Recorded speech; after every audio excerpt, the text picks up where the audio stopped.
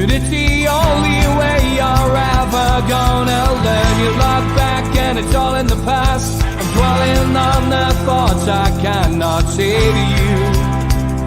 If I don't say the words, then maybe it's not true. And it feels alright when they come and say to you. Good evening, welcome to NUFC Matters. It is the professionals with me, Steve Wraith, Stu Penman, and Mitch with his 3 words nicely placed under his name there. Yeah. I'm not going to update you with cricket today. I will update you with the tennis, the men's final today. Alcaraz 2-1 up against Djokovic, but Djokovic 5-3 ahead in the 4th set. Looks like we're going to go to 5 sets with this game, enthralling game, but I'll try and keep you up to date with that. Before we look back at yesterday's first game of the season, first friendly, of course, against Gateshead, there is a crisis afoot on social media, and I can see Mitch already. Well, is he smiling? I'm not sure. Yes. Has this subject been brought up? Newcastle away tops are all different patterns above the Castoria badge. Is this on purpose?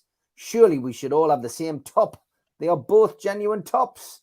Yeah, I've got to be honest. I did giggle at this a little bit, and I have seen a few of the replies. It was a serious question. I didn't put the guy's name on there just to avoid the pile-on for the guy. But ultimately, this isn't really a major issue, is it, Stu? For God's sake, this is football tops. This is the way that it works with these tops. I'm sure it's not the first time this has happened. It'll not be the last. It's not a deliberate thing against Newcastle United. Before I start, I want to wish my nephew Andy a happy birthday tomorrow. He watches all the shows, bless him. And he's 25 tomorrow, so happy birthday, mate. And I'll see you. Happy birthday, Andy. Mitch, that's who we met in Baker Street after the cup final. Oh, right, okay, I know who you mean. Right, regarding the strips, first of all, I think it's wrong that they were green in the. That's probably what's caused it. So I won't be buying one, so it won't matter to me whether it's upside down, inside out, or back to front. But in all seriousness, there should be replicas of what the players wear, and they charge enough for them. So if they've got it wrong, it's not going to be the first time, and the way it is, it's not going to be the last time with Castoria, is it? Okay, Mitch, I mean, this really, it's not even a problem, I don't think. And it's the way the fabric works. So looking for issues with a kit supplier that we have issues with.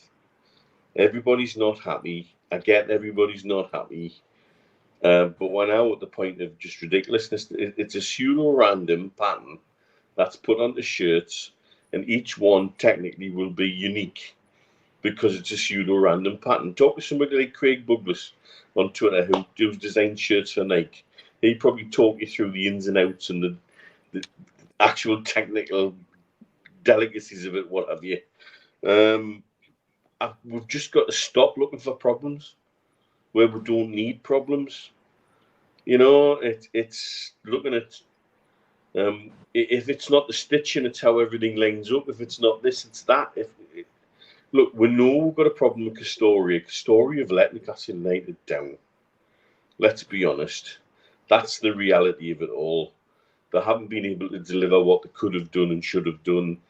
We've had another problem in terms of signing seller off. I think one of the reasons why we ran out of stock so quickly was we had a tentative yes from the Premier League who could still tweak the figures with seller.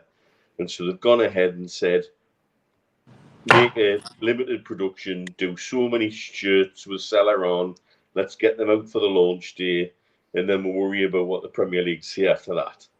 The Premier League have finally signed everything off, and I still think that's the reason why other sponsorships are delayed, because we haven't had a benchmark. So it's not just Castoria, but at the same time, I think Castoria have let Newcastle United down over the last 2 years. They need to be doing more, or the club need to be doing more, or somebody somewhere needs to be doing more to appease people and to make people feel better. But that's what happens when you go with something like a pseudo-random pattern like that. It's always going to happen. I don't pretend to be an expert on anything and everything, but at the same time, with a pattern like that, no two are ever going to look exactly alike. It just doesn't work like that. That's not how the material's printed. It's not how the material's cut. It is what it is. Yes, they're both genuine kits, and yes, they're both unique. So why not revel in the uniqueness? I love Dave's comment there. It's same as the black and gold away kit with the squiggles. Each one was unique. That's a technical term for shirts, squiggles. 100%. Yeah, and any kind of pattern like that's going to be the same.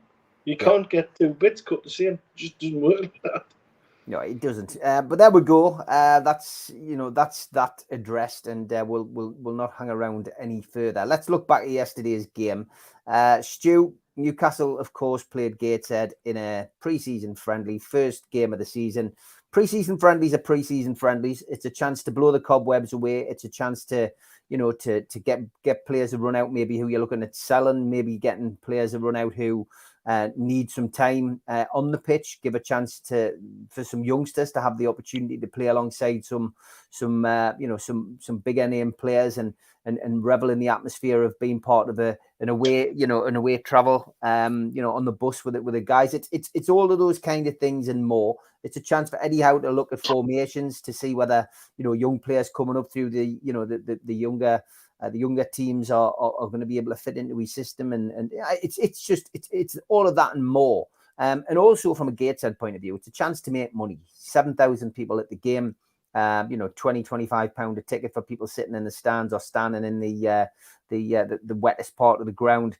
75 pound to 90 pound for the corporate, which I hear was a little bit of a nightmare. I spoke to somebody today who was in the corporate, and they're still waiting for their food now. So ultimately a few teething problems at Gateshead, but an opportunity for them to make some money. We did address the fact as well that probably wouldn't have made a fortune on the live stream because it was going into the league's coffers, and they were only getting a very small percentage of that. But the game itself, Newcastle 2-0 down in the first half, made a few changes in the second half, ran out 3-2 winners. What did we learn from it? Overall, Mitch. Stu, sorry. I think I made my point clear on Wednesday about I wouldn't be paying to watch it and the reasons behind it. It was principal Penman hat rather than affordability at this stage, so thankfully for that.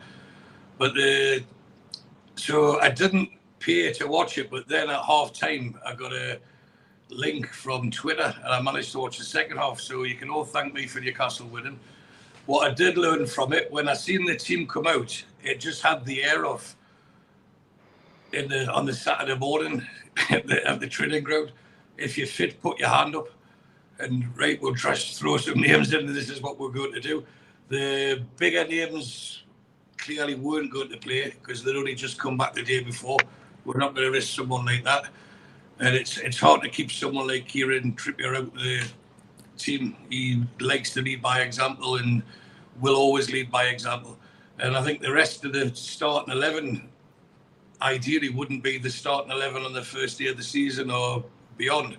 A lot of them will be within the squad, on the bench, etc. But to start it, but it was quite funny watching it because, watching it on Twitter, listening on Twitter, reading the comments, because Sunderland played there the week before with one of their stronger teams, and they'd won 3-2. So when we're 2-0 down, yeah, it was like, it's only a friendly. We're playing the kids, and all these excuses come out. And so apparently it didn't matter. It was only a friendly, or it doesn't matter because it was a friendly unless we're getting beat. And then once we were 2-0 down, it looked like let's get some formation, let the fitness show that, let the class show. And obviously with me tuning in for the second half, that's why they won. So as far as I'm concerned, it was 3-0. There was some good performances. I'm really, really impressed with Ismaili. That's twice we've seen him now in the first team in the last 2 games. Chelsea in the last season, and obviously yesterday is when he came on as sub. And I genuinely think we've got a proper talent on our hands with this lad, and it'll be very interesting to see how they handle him. And I would like to go down the route of not farming him out to get bad habits from lesser standard players and keep them within the squad and bring them in gently, because we're going to have enough games where you can come on for 10, 15 minutes and prove yourself and bring yourself more game time, just as Elliot Anderson did last season. And I think at the age of 17, he's a precarious talent, and I think he could be really, really one of these players that come through the academy, which is quite a joke and call it an academy, but coming through our academy at the moment and giving us, possibly saving us 50, 60 million pounds in the next not too distant future. Okay, Mitch, your views on the game? I mean, it's it's a typical pre-season fair, but a five goal thriller. Like Stu said to me at half time, I've learned that the first team can swim, and that was probably about the biggest thing that you can learn from that. I was able to watch it. I watched it here. It's amazing what turns up on my dodgy little box. It's fantastic, and it was typical pre-season fair, knocking the rust off.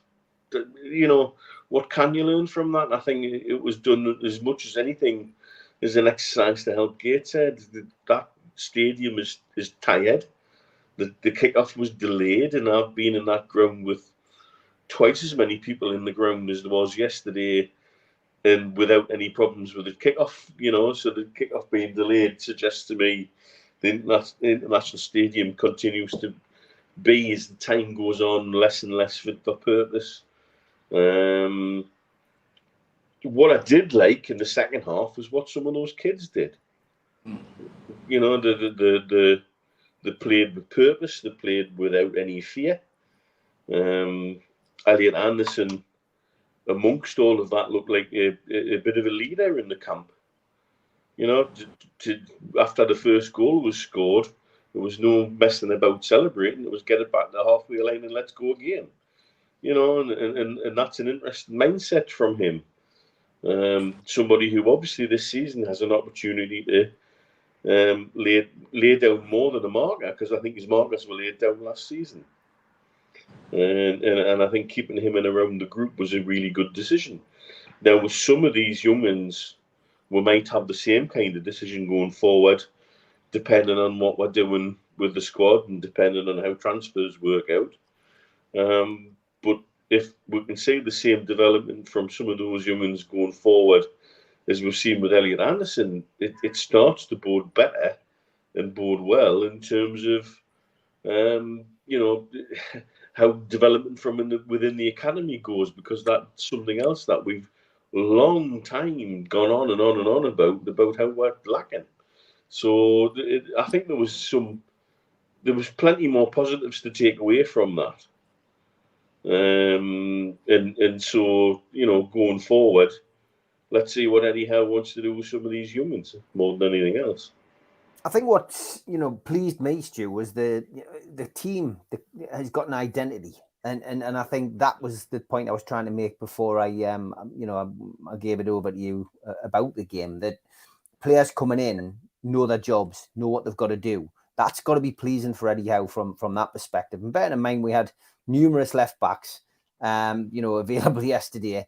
There was, people just came on, they did their job. I mean, Elliot Anderson, for example, you've both highlighted how well you thought he played, but he had to play 3 positions yesterday, and he played each of them just as well as the other. And I think he certainly was a standout yesterday. I also think ASM did okay yesterday, and people will say, well, it's only Gateshead, but bearing in mind the speculation again, which we'll come to, that is circulating on TalkSport today about a potential move to Saudi.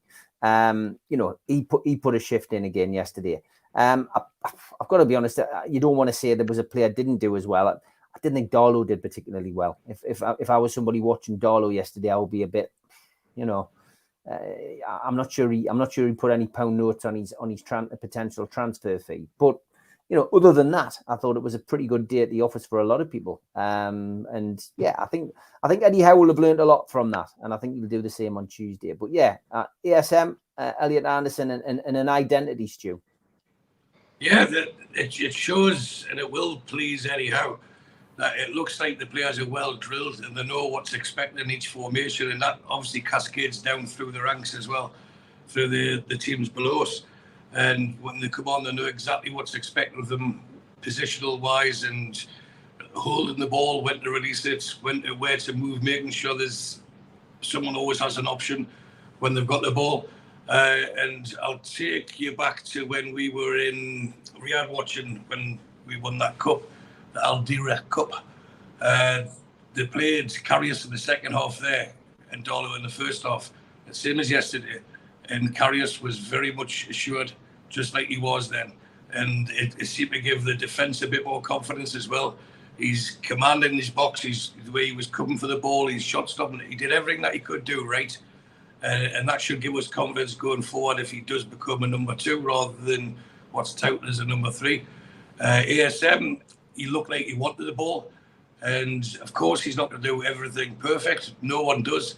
But he looked like he wanted the ball and he was looking up to pass it. Sometimes he would run down these blind alleys. And I think with a player of his ability, when you've got the rain like that, I think it will hamper him because it's harder to turn.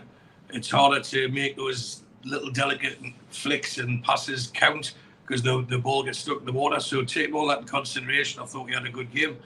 And let's hope he has a good game on Tuesday as well and going forward for as long as he's with us. That's what you want from every player on the pitch. Whoever's playing in the Newcastle United badge on their shirt, you want them all to play well. But considering he was training first day after the season finished, he should have been the one the fittest anyway. So, but it's good. He was a senior player and he could have sulked, and it shows to me an improvement in his attitude. Like, why should I be playing here with these kids? But with Trippier, as I mentioned earlier, leading by example, Dan Burn on the field leading by example, I think he's took it as a compliment he's asked to play and show the young'uns, look, this is what you need to do to get into the team. So, yeah, he had a good game yesterday. I only watched the second half, but the half I watched, he played well. Yeah, it was probably his better half. But yeah, the identity's key, isn't it, Mitch? Because players coming in, need to be able to hit the ground running. And yeah, again, just your thoughts on ESM. This is something we've talked about going through the team from first team all the way down to the bottom level. That we needed identity running through the club. If we've got an identity running through the club, a DNA, if you will, then it makes it easy to slot anybody into any system at any level, whether they're first team, one for the future, under 23s, below, just a kid developing. That if we've got somebody who can, or we've got a system that is ran through the entire club, it makes it then easier to do anything with a player. And it makes it then easier to bring players up the ladder, down the ladder, because they know what's expected of them. It's much easier to work with a player when they know exactly what's wanted of them. And I think Stu's got a very good point in terms of ASM turning around and saying, well, look, I've got a couple of the top guys in the leadership team here in this side with me, and this is my time to show people what I can do, would be show what it means to play for Newcastle United. And he certainly couldn't be criticised for not putting the shift in. And so going forward, that can only be a good thing all around. Yeah, it does, John, in the chat. He says it's clear all the younger players knew the role. Hasn't been the case before. I completely agree. And I think that's the beauty as well. The youngsters who come to the club now can clearly see a potential route to the first team. Hell of a long way to go when you sign on for Newcastle United, but at least it's not a closed shop now. Common sense, isn't it? Yeah, of course. You have a blueprint, you just bring them straight through. You don't have to try and change someone. And this is what happened. We had Kraft playing a right wing back instead of right back. When Bruce had him, he's not a right wing back, but he's a very solid, dependable right back, and it was quite clear. And if everyone knows their role, then it makes it easier if you're stepping up the ladder. Yeah. Okay. Look, the rumor mill was in full flow last weekend. We had, I'd sent you guys a photograph of removal vans outside ASM's immediate family, which potentially could be something. It could be nothing. They might just be downgrading or upgrading to a different home. Who knows? Talk Sport though running a story today that would suggest that Newcastle United are looking to offload ASM to a team in Saudi Arabia. To help finance, because of financial fair play, their move for Harvey Barnes, of which they expect stiff competition, of course, from West Ham, who've got money burning a hole in their pocket from the Declan Rice transfers. So ASM, I've got to be honest, I always groan inside when I have to mention them, but we have to mention them because we're a Newcastle United podcast and it is in the news. Is this a step closer to the exit door, or is this just another one of those rumors, that's unsubstantiated and TalkSport are just going with it? Stu, what's your gut feeling on this? Do you think there's a little bit more truth in this now? There's a few things. First of all, that van that you sent me, well, I'll make you a picture of. Yeah. I heard rumor it wasn't moving things out. It was just dropping these new bandages off for the season. Yeah, It's quite possible that's the case. Now, we hinted about 2 or 3 weeks ago about Saudis bidding for some of our players, and I'm quite certain that we mentioned ASM's name because he's a sellable asset, and he could be very big in this part of the world. So I wouldn't rule that out. And if other people want to follow and copy and quote and stuff like that's great. But I think if we know anything, we know that Newcastle United is very much of a closed shop. So with ASM, it's hard because I know people think I don't like him. I really do like the player, and I wish he could perform more consistently, because it's on his day. He's exactly what we need. He could be the person that could lock the door, and that's who they try to find a player to do such. But I just think he's probably burnt too many bridges. And the only thing that could be working in his favour at the moment is the word that Eddie Howe used yesterday a couple of times, was the frustration and the lack of incomings. And the longer that goes on, the more it might be worth keeping him within the squad. But something I've talked about a few times before, that the guy has immense talent. And if he knows he's not going to be in the starting team or on the bench and unlikely to get a run out, depends on who we're playing and how the game's going, because you can't see Newcastle being behind too many times like they weren't last season either. So he would be, to me, if he'd be an impact sub to come on and help win a game, rather than help. You wouldn't bring him on if we're trying to hold on to a 1-0 lead or a 2-1 lead. You bring a more solid player on who's prepared to do the hard yards.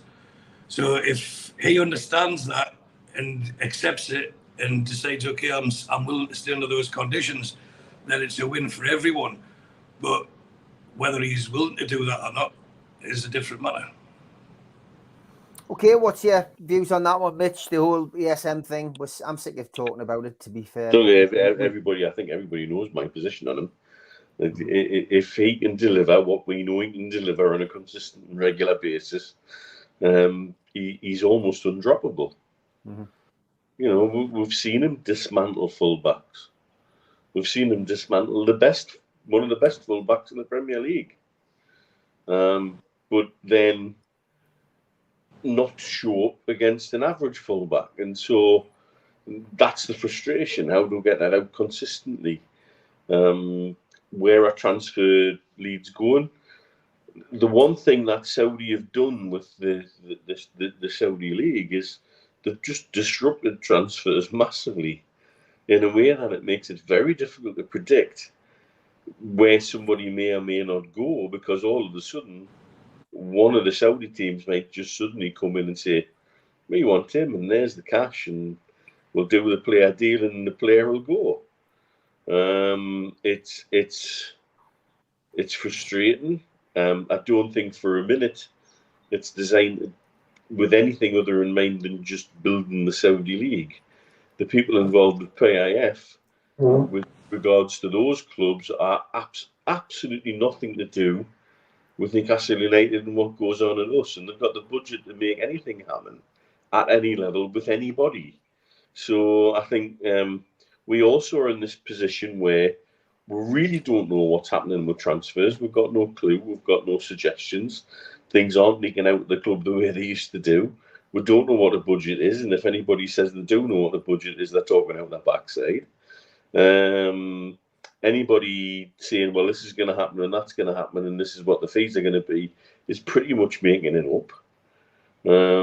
So I think we just have to sit tight and allow the people in power to do what they've got to do. Now, if there's something going on within the club which sees people at loggerheads, that needs to be resolved. I'm sure that'll be resolved with the long-term view that it is better for the outcome of Newcastle United.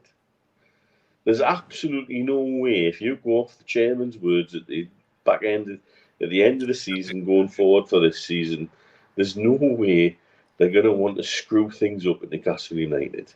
Quite the opposite. And so, whatever is or isn't happening, we've just got to allow it to happen. And I know that's frustrating. You know, we are all sort of sucked into a vacuum with a lack of information. And that's the perfect condition, particularly at our club, for all sorts of bizarreness to happen and be circulated. And we've just got to sit tight and see how it all comes out in the wash. I wish I could give people better words than that. I wish I could say more than that, but we just don't. And I think also, I still think there's a lot of smoke and mirrors goes on within the clubs about how they handle the press. I think they chuck things out, knowing how somebody will run with something, and just let it work. And while that's going on, they're doing their business in the background. And again, it's what we just have to allow happen, and then hopefully enjoy the outcome. Yeah, trust the process is the phrase that Stu coined at the start of the transfer window, and it's a one that we all certainly swear by on this platform. Okay, we're halfway through the show. Time for the ads. Big thanks to all our sponsors. Skips and Bins, telephone 0800 25 45 25 3, email inquiries at skipsandbins.com, website skipsandbins.com, easy contract free and pay-as-you-go waste collection. Thanks also to Mr. Vicky's Sauces, handmade in Cumbria. If you want to order some, then you can go to their website, mrvickies.co.uk, or telephone 01768 210 102. Thanks also to New Workwear. They were set up in 2018 and they are an agile and dedicated workwear provider. You can find them at their website, newworkwear.com. Thanks to Media Arts as well for all the help with the video side of things. If you want to subscribe to the channel, hit the subscribe button under this video. Hit the thumb up to like the video and click share to share to your other social media. We're also available as a podcast on your podcast providers such as iTunes and Spotify.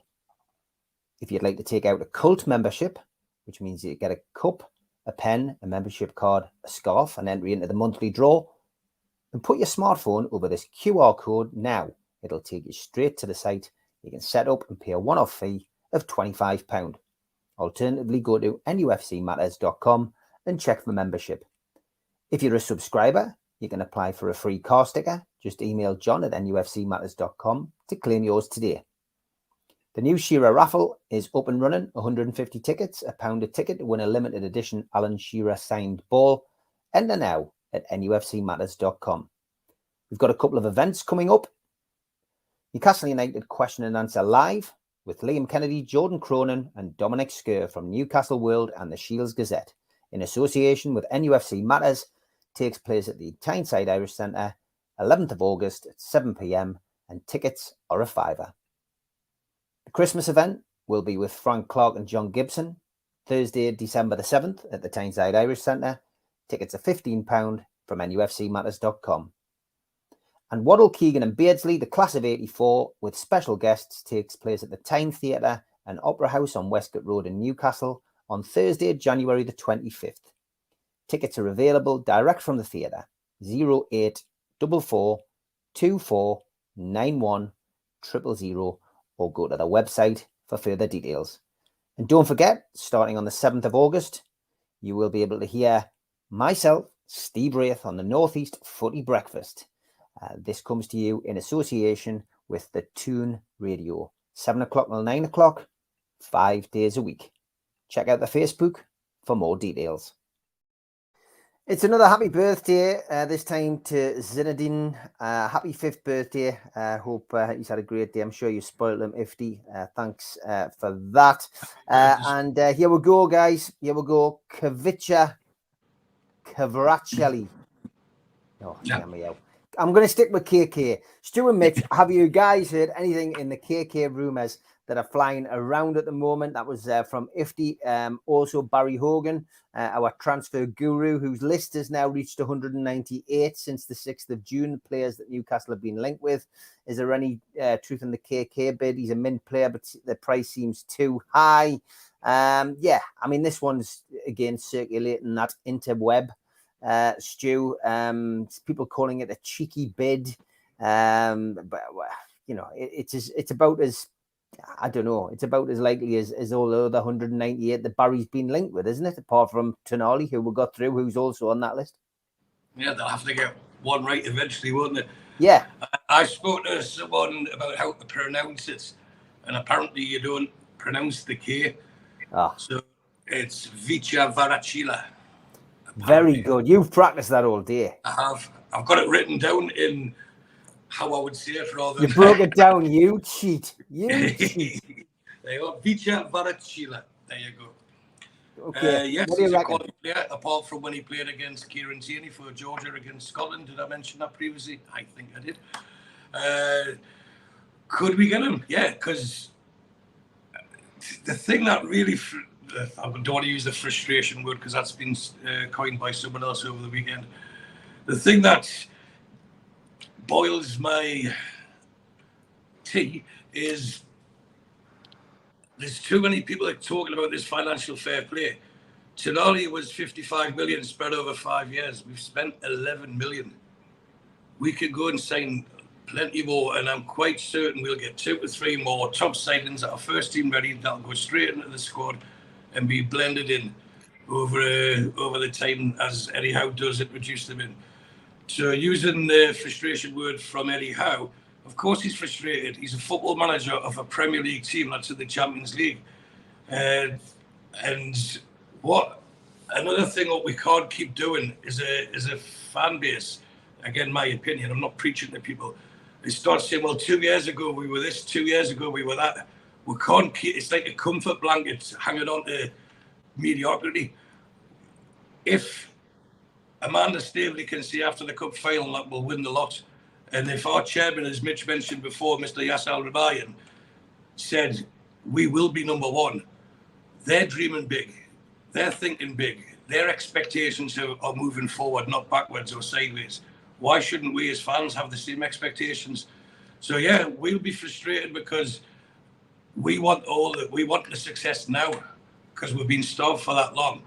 But regarding Eddie Howe, he made it quite clear in all his press conferences before the season finished, he wanted 2 or 3 players, and he wasn't asking for 10 players to come in. He understands the squad and how hard it is to shift players. So he knew get 2 or 3 quality players in, 3 or 4 even. I still think we'll get 3 or 4 in total, including Tonali. Get them in, but he wanted them embedded in for the first friendly game for when the training started, or at least before they went to America, so you can have a proper pre-season with them, and they're joined together.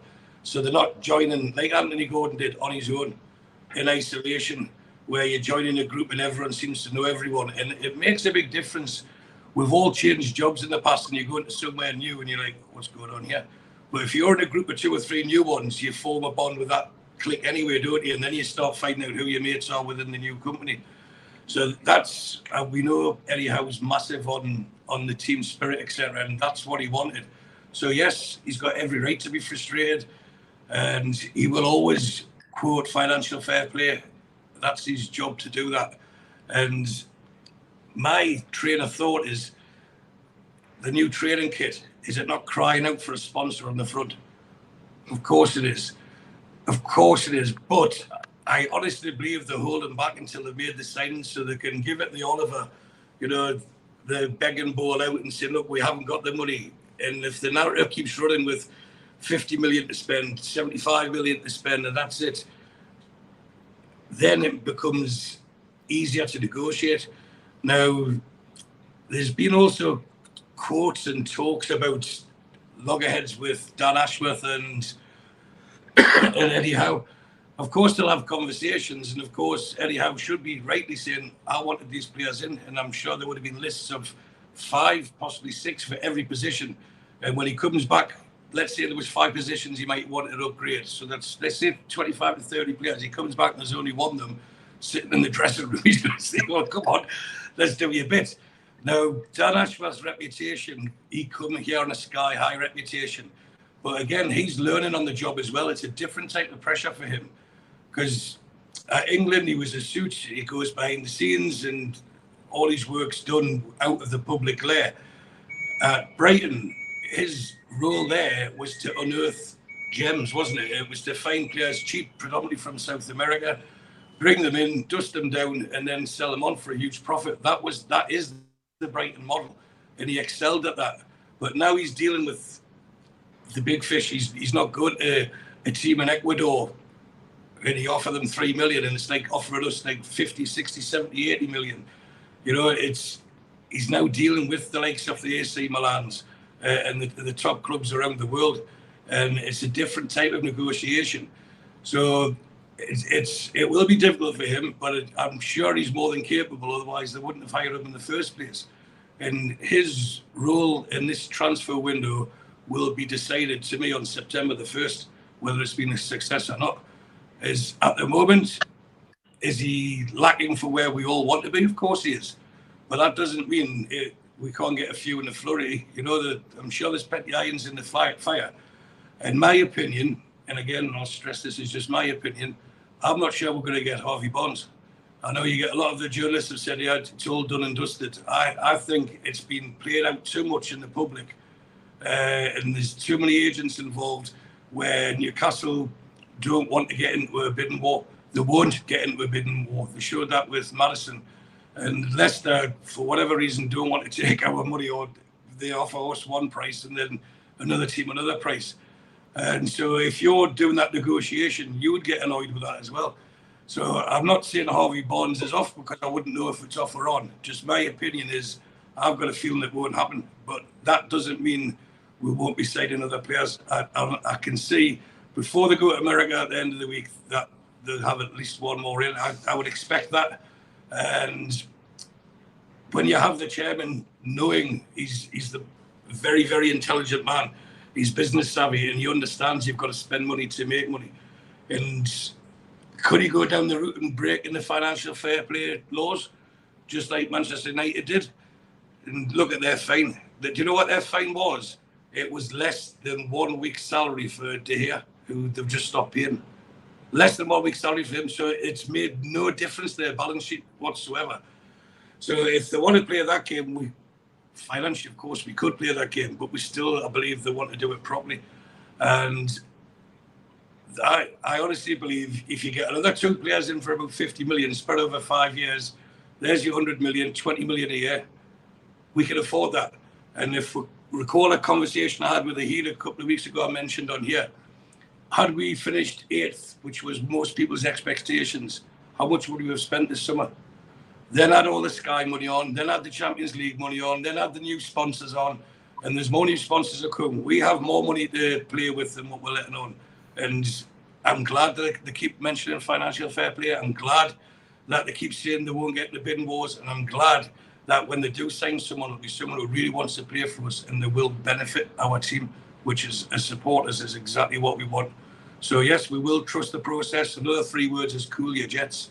Let the professionals, not us, let the proper professionals do their job correctly, and they'll be judged from above, just like we all are on our own. Unless you've got your own business, we're all judged by our boss. So they know they're under pressure. They have to deliver. Our job is just to support whatever decisions they make, as long as we understand it's for the benefit of the club, which everyone in that building is doing the right thing, pull it together to make a better Newcastle United. And that's what we want. Yeah, well, 100%. A lot of people agreeing with you in the chat about Harvey Barnes. Some people feel it's a smoke screen. A lot of people feel it's going down the same way as Madison did. You know, it's dragging on too long. It's been played out in the public. I think a lot of people agree with that. Just to keep you updated on the tennis, Alcaraz making a step towards being crowned Wimbledon champion. Djokovic is now serving, but he finds himself 5-3 down in the final set, 2 sets all. This is a chance if he can break serve to win Wimbledon. Hell of a game. You missed the pun there, Steve. Was Djokovic not winning the 5th set, so Alcaraz has got out of jail. Very good. I understand. KK, Mitch, KK. It's a big bid, 82 million if we're to believe it. Lots of the networks. Yeah, lots of the networks. I'll just come to you and you can just say it. A lot of the networks saying that Newcastle have at least put a bid in. But yeah, I mean, you've heard what Stu's had to say. Are you in agreement? Very much so. I think everybody knows that when it comes to things like this, Stu often talks a hell of a lot more sense than a lot of people. I think let's look at it this way. We really don't know what's going on. If a week before we'd signed Isaac, and we'd come on here and said, hey, we've got 60-odd million in for the strike and it's going to happen next week, the amount of shit we would have taken for coming out with that at that time. And I think it just comes back to, we genuinely don't know what's going on behind the scenes. We get less and less information on the fly, less and less information from sources that used to be very valuable for information. Even if you talk to a lot of the journals, somebody was saying recently from that side of things, they get things from opposition clubs and agents, but nothing from Newcastle United. And it's for us, it's such a very different way to be.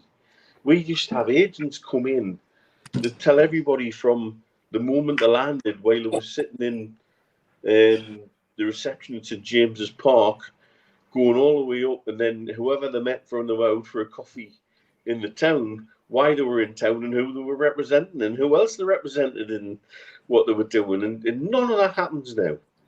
None of it. And so should we be surprised if something, seemingly random, like an 80 million bid for a striker suddenly goes out there? No, we shouldn't. We don't know the exact ins and outs of where we're at. We don't know the exact ins and outs of FFP. We do know that we are under more scrutiny than anybody else. We do know that we have to play the game probably more rigidly and with less laissez-faire than anybody else, because we won't be given any quarter by the Premier League, that's for sure. And anything we do will be looked at and wanted to be looked at by all and sundry. Even if a Saudi club come along and made a legitimate bid for 2 or 3 of our players, I'm damn sure some of those clubs who've taken Saudi money recently will be wailing, gnashing and stamping their little feet, getting the Premier League to look at it to see what the ins and outs of that deal is all about. That ties into Barry's question here. He says, Mitch, I loved Eddie's comments that the club wouldn't have issues loaning players from Saudi teams. Do you think this is us asking for trouble, though? Don't give a fuck. If it's legal and if it's by the book and if it's absolutely cast iron and nobody can do anything about it, I don't give a monkey's who we upset about it. Let's have 2.5 hours of Klopp whinging his little fucking teeth off about it if we do something like that. I'd love it. I'd love to hear that. And I would laugh in his face about it and say, well, you're the ones who are quite happy to take Saudi money when it suits you. Don't turn it around on us because it doesn't suit you now. So, I would love it, frankly. I would love to just stick 2 fingers up in the world and say, we've done this by the book and this is how we're doing it. Do you really think the Saudi Pro League are buying all these players as a smokescreen just to let Newcastle 1 or 2 next season? It's ridiculous. Of course not. Absolutely ridiculous, mate. And you've got Eddie Howe, he's got a right to frustrate, but imagine that was Klopp. You mentioned Klopp there. He's probably one of the best in the league, but any top manager should be knocking on the door because they're all now. It's not a cozy big 6 or where even within that big 6, 3 of the 4 were always going to be nailed on for the Champions League players. There's new teams in town. We've mentioned Villa before as well. So it could be like 4 or 5 from 8 or 9 now. And this is where it becomes more difficult. So Klopp would be whinging. He's got his monies now. He's bought the players, and then they're in a position where Sil, Henderson, Saudi money, Fabinho, Saudi money. They can then go and buy another player, can't they, for 50 to 100 million. Yeah. He's not moaning anymore because he's getting money. That's what managers want. They all want money to spend, and that's their job, and they wouldn't be doing it right if they weren't asking for it. The key is how you spend it, if you pardon the pun with how, because the way that we've spent it has been better than anyone else, and because of the financial fair play, we can't afford to make mistakes. Liverpool can. Man City could go and spend 60 million and make a mistake. We cannot make a mistake. You're absolutely right, Stu. The one thing we can't do with any big money move is make an arse of it, because we don't have that leeway that they have. Exactly. Yeah, a lot of people saying you're channeling your inner Keegan. I'd love it. Mitch sounds like maybe I am. Yeah. The proper Please leave the Klopp out of the conversation. Wallace is watching. Jesus, Mitch, that made me laugh. I love it, big lad. Same old Clippity Klopp, always crying. Lots of things coming in there. Alan says, has Mitch seen the DM I sent him on Twitter about possibly losing your season ticket if you transfer it 10 times? That would be unfair for people living abroad or working away. Did you see it, Mitch? And it's the first time. Yeah, I have seen it. And again, I don't know how this works. It comes back down to the fact that a lot of this stuff's been done. Like we've already said, who's driving it? What's the point behind it? Where's the urgency? Why the rush? All of this, again, it's like, well, getting tickets right is fundamental. And yet they seem to be messing with the fundamental for no other reason than they just seem to want to mess with it. And so that is super frustrating. Do you know what? I think that's probably one for Johnny Allen and a few of the others to have a little look into it in the background for it. Yeah. People who know how these things work properly. Because I can't pretend that I know how it works properly. We have a new Wimbledon champion. Alcaraz has done it. He has beaten Djokovic 3-2. What a final that was by the young Spanish lad, whose hero, of course, is Nadal.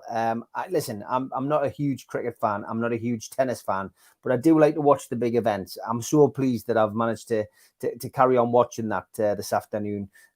He's the one of the, I think, third youngest ever male winner of Wimbledon, following in the footsteps, of course, of the likes of Boris Becker. I think it was 17. This young lad's 20. This guy's the future of tennis. But sorry, Mitch, I stopped you there, but that was big news, and well done to the young lad. Dug his way out of the hole, etc., etc. Yeah, definitely. But yeah, we will come to that with regards to tickets. I've got a feeling there's going to be lots of that. David, I think we've got a hell of a lot of things that we could potentially talk about tickets across the entire block. It's as bad as ASM, I'm afraid. But I know people into a minefield. People do literally groan whenever we start on this platform, because David's asking about the away tickets. We don't know. There's no minutes from these meetings. They haven't even tested the e-ticket system for the Seller Cup. It's 4 weeks ago. We haven't got a membership scheme yet. David, it's an absolute bomb.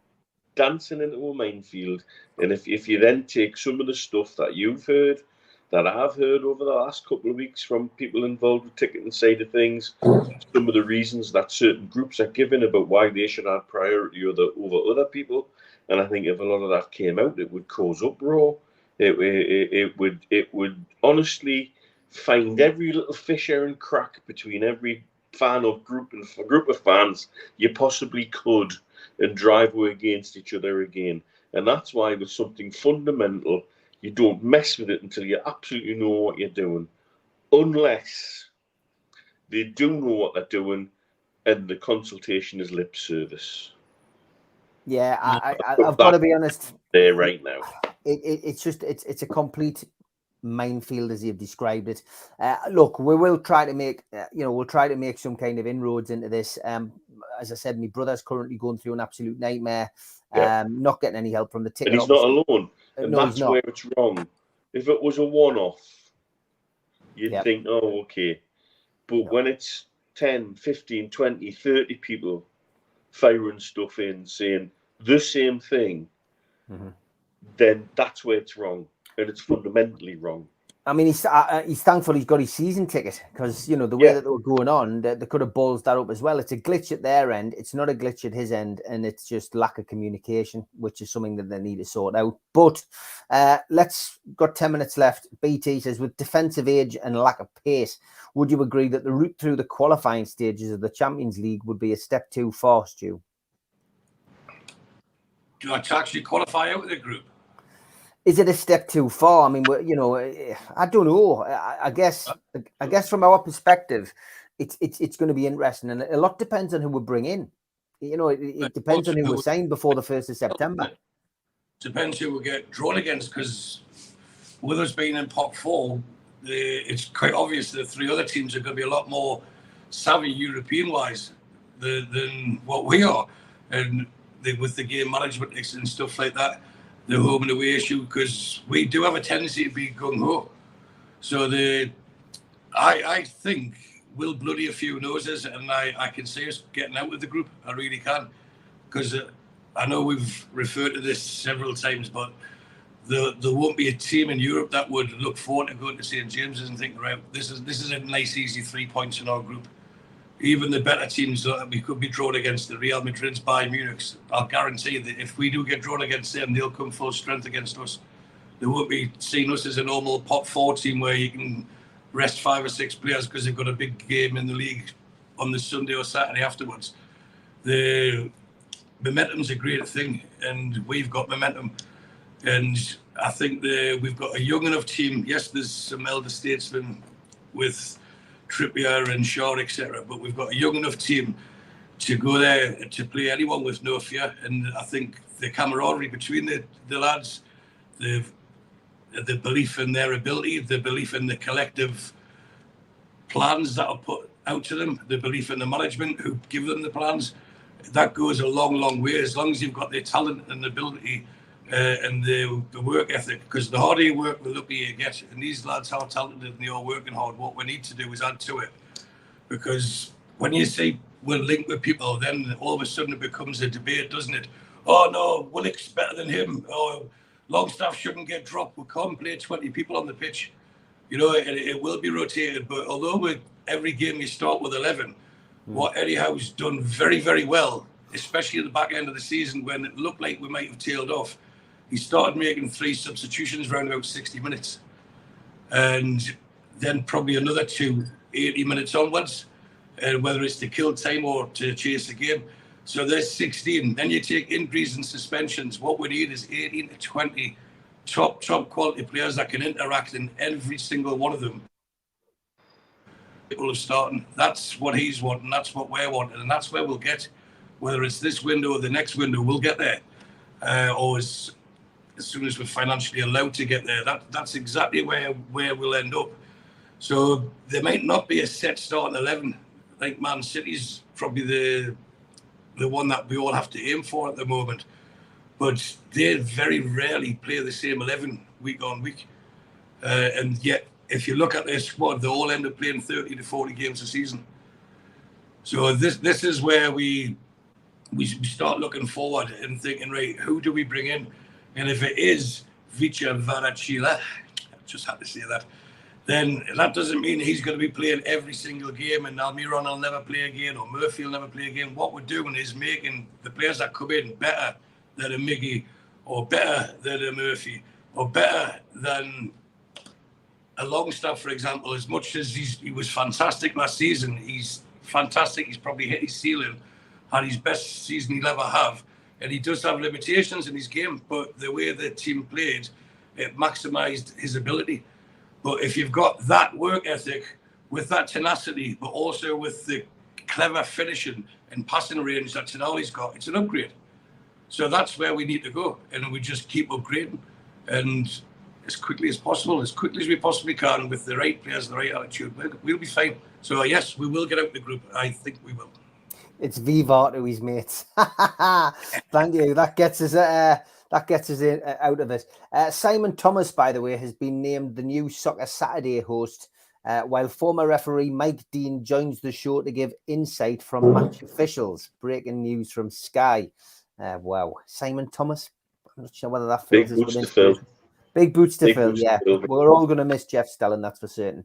Yeah, I mean, the Champions League for me is it's an exciting journey, Mitch, and I think Eddie Howe and the boys will want to go as far as they can in that competition in the first time of asking. It's an absolute free hit. It is. We weren't supposed to be here now, so let's just take what we can out of it, and we're not supposed to be here, and let's enjoy it. And I'm telling you now, there'll be teams in pots 1, 2, and 3 looking at pot 4 thinking, don't want them. Not them. Don't want them. Don't want to go there on a Tuesday or a Wednesday night. Don't fancy them coming at us with a high tempo press. Don't fancy them upsetting the apple cart. Nah, don't want them. We will be the one team in pot 4 when we're drawn out. Everybody goes, hope it's not in our group, and long may that continue. We're here to disrupt, and by God, have we already disrupted everything. There's absolutely no to lose, even if we go out of Europe altogether in the first, by December. So what? It's a free hit. We're not supposed to be here, and so let's enjoy it. Play with a little bit of joie de vivre. Say to the players, go and show the footballing world in Europe what you can do. And let them be frightened of you. Because they already will be as soon as the draw's made. Like I say, there'll be teams in certainly in pots 2 and 3 going, don't want them in our group. Give us anybody but them. Because they won't want to come to St James's Park. They've already seen what we can do at weekends with war flags, with the atmosphere in the ground. Let's crank that up a bit of a notch. Let's get the amplifiers turned up to 11. Let's do it. Why not? And because we've got nothing to lose, absolutely nothing to lose, and everything to gain. We come away with a couple of scalps in Europe out of that, and just make a little mark and say, hey, remember us? We were in the Champions League a little while ago. There was a time and past when Shola Armiobi had more Champions League goals than Spurs did as a team. That's real, and that happened. And people, still forget that we kind of belong there more than many other clubs. And we're back on a free hit. Dear me, it's no to lose. Just enjoy it. Yeah, no to lose. Just enjoy it. Tino Asprias is my YouTube channel. Yeah, those were the days. Sutty says, great shows, guys. This is what I like about this channel and those on the panel. There's no BS, just straight talk and 3 Geordies giving their opinion on all things NUFC and more importantly, keeping the content to facts. Thank you very much for that. And breaking news again from John that Jeff Stelling is going to Amazon. So give him a wave if he drops off a parcel at your house. That's what I would say to that. I thought you were in the jungle. That's it, guys. Absolutely brilliant show as always. Thanks to Stu. Thanks to Mitch. I'm back tomorrow night, 6 o'clock with the fans forum. Take care, lads. See you soon. See you. Cheers, everyone. We still do 7 NUFC Matters show a week for free. But if you want to help support NUFC Matters, then there are a few ways of doing it.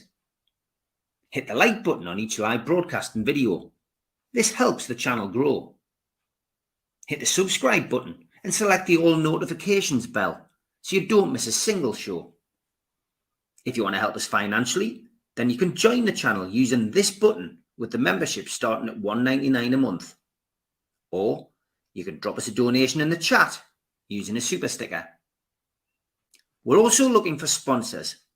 If you'd like your brand advertised on the flyers for the show and featured during the ad break, then email john@nufcmatters.com to arrange today.